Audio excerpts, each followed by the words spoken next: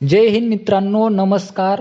आपलं सर्वांचं या चॅनलवरती खूप खूप स्वागत आहे. काल भारत आणि पाकिस्तानच्या दरम्यानची मॅच आहे ती श्रीलंकेच्या कोलंबो स्टेडियमवर खेळल्या गेली. पाकिस्ताननं अगोदर टॉस जिंकून फिल्डिंग करण्याचा फैसला घेतला.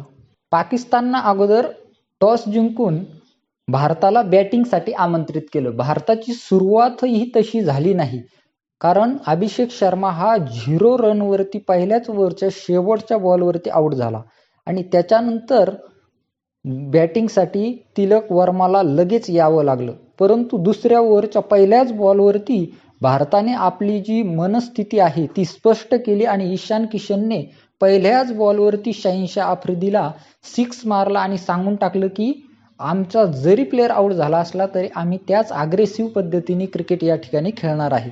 आणि ईशान किशनची बॅटिंग ही काल खूप सुंदर अशा प्रकारची राहिलेली आहे. ईशान किशनने 40 बॉलामध्ये 77 रनाची एक उत्तम पारी या ठिकाणी खेळलेली आहे.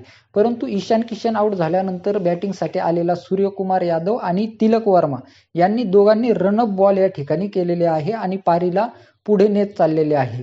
पिचही तशी प्रकारे थोडा बॉल स्पिन त्या ठिकाणी व्हायचा आणि त्यामुळे बॉलरला त्या ठिकाणी मदत देखील मिळायची. त्यामुळे सूर्यकुमार यादव आणि तिलक वर्माने जिम्मेदारीपूर्वक आपली बॅटिंग त्या ठिकाणी केली. रनअप बॉल त्या ठिकाणी घेतला. एक एक रन करत करत शेवटच्या काही ओव्हर असताना यांनी देखील मारायला सुरुवात केली, परंतु त्याच क्रमामध्ये यांच्या दोघांची विकेट गेली. त्याच्यानंतर शिवम दुबे आला. शिवम दुबेने 27 रनाची एक छोटीशी मस्त पारी खेळली आणि लास्टच्या ओव्हरमध्ये रिंकू सिंगने देखील एक 6 आणि 2 चौके मारले. त्या ओव्हरमध्ये देखील 15 रन शेवटच्या ओव्हरमध्ये आलेले आहे. सिंगने देखील आपल्या बॅटिंगनं छोटीशी बॅटिंग आली, परंतु त्याने त्याची जबाबदारी त्या ठिकाणी पूर्ण केली. पाकिस्तानतर्फे जर बघितलं आपण तर पाकिस्तानतर्फे सर्वात जास्त 3 विकेट या कोणी घेतलेल्या आहे तर सयम अय्यूबनं 3 विकेट घेतलेल्या आहे. भारताचा 20 ओव्हरमध्ये स्कोअर होता 175, म्हणजे 176 रनाचं टार्गेट भारताने पाकिस्तानला दिलेलं आहे. भारताच्या 7 विकेट गेल्या होत्या. परंतु पाकिस्तान जेव्हा बॅटिंगला आला तेव्हा असं वाटत होतं की हे एक प्रकारे हजेरी लावण्याकरिता या ठिकाणी आलेले आहे आणि त्यांना असं वाटत होतं की आम्ही या 6 ओव्हरमध्ये जे पॉवर प्लेचे 6 ओव्हर आहेत त्या 6 ओव्हरमध्येच मॅचला आपल्या बाजूने करून घेणार आहोत आणि एकदम ते फास्ट खेळण्याच्या तयारीत होते. परंतु त्याच क्रमामध्ये हार्दिक पांड्याला पहिली ओव्हर सूर्यकुमार यादवने दिली आणि पहिल्या ओव्हरमध्येच याची विकेट त्या ठिकाणी घेण्यामध्ये यशस्वी ठरला हार्दिक पांड्या. त्या ओव्हरमध्ये पहिल्या बॉलवरती 6 मारला सयम अय्यूबनं. कुणाला? तोही बुमराहला. बुमराहच्या याच्यावरती तर हे एक 6 मारला त्याच्यावरतीच चित्रपट देखील बनवतात, फिल्म देखील बनवतात. परंतु या ठिकाणी बुमराहने दुसऱ्या बॉलवरती यार्कर टाकून सयम अय्यूबला त्या ठिकाणी आउट केलं आणि त्याच दुसऱ्याच ओव्हरमध्ये आणखीन एक विकेट गेली, ती म्हणजे सलमान अली आगाची.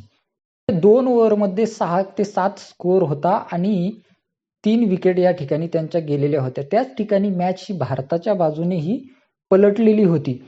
त्याच्यानंतर केवळ औपचारिकता ही बाकी राहिली. त्याच्यानंतर सर्व प्लेयर बाबर आझम असेल, शादाब असेल, नवाज असेल, हे सर्व प्लेयर येत गेले आणि आउट होत गेले थोडे थोडे रन बनवून. त्यांचा एकच प्लेयर थोडा चालला, तो म्हणजे उस्मान खान. याने 44 रनाची एक छोटी मोठा थोडा प्रयत्न केला, इज्जत राखण्याचा प्रयत्न केला. नाहीतर 100 रनाच्या आतमध्येच काल पाकिस्तानची टीम ही पूर्णपणे आउट होणार होती. आपल्या भारतातर्फे बॉलिंगमध्ये जर बघितलं आपण तर जवळजवळ सर्वांना विकेट मिळालेले आहे. हार्दिक पांड्याला 2, बुमराहला 2, त्याच्यानंतर अक्षर पटेलला 2, कुलदीप आणि चक्रवर्तीला मला वाटतं एक विकेट मिळालेली आहे. कुलदीपला 1 आणि चक्रवर्तीला देखील 2 विकेट मिळालेले आहे. तिलक वर्माला देखील 1 विकेट मिळालेली आहे. अशातर्फे एकूण टीमचं मिळून टीम एफर्ट म्हणावं लागेल आणि सर्व टीमना मिळून बॉलिंग, फिल्डिंग या सर्व क्षेत्रामध्ये उत्तम कामगिरी या ठिकाणी केलेली आहे आणि मॅच भारताने 61 रनांनी जिंकलेला आहे. पाकिस्तान फक्त 114 रन या मॅचमध्ये करू शकला आणि 61 रनांनी आतापर्यंतच्या इतिहासातील सर्वात मोठी T20 व्हिक्टरी म्हणावं लागेल या विजयाला आणि आरामात भारताने या ठिकाणी विजय संपादन केला. पाकिस्तानचे चेहरे आणि पाकिस्तानचे जनतेचे चेहरे त्या ठिकाणी बघायसारखे होते बघा. आपल्याला या मॅच विषयी आपण मॅच पाहिला का? आपल्याला कोणाचा परफॉर्मन्स चांगला वाटला? पुढच्या येणाऱ्या मॅच मध्ये कोण असं वाटतं तुम्हाला प्लेयर आहे असा की जो चांगल्या प्रकारे ज्याची भारताच्या टीमला ही आवश्यकता आहे? पुढच्या मॅच मध्ये कोणता असा प्लेयर आहे की जो चांगली कामगिरी करेल आणि भारताला फायनल पर्यंत पोहोचल? अशा आपल्या आवडत्या प्लेयरचं नाव कमेंट बॉक्स मध्ये नक्की टाका. जय हिंद, जय महाराष्ट्र.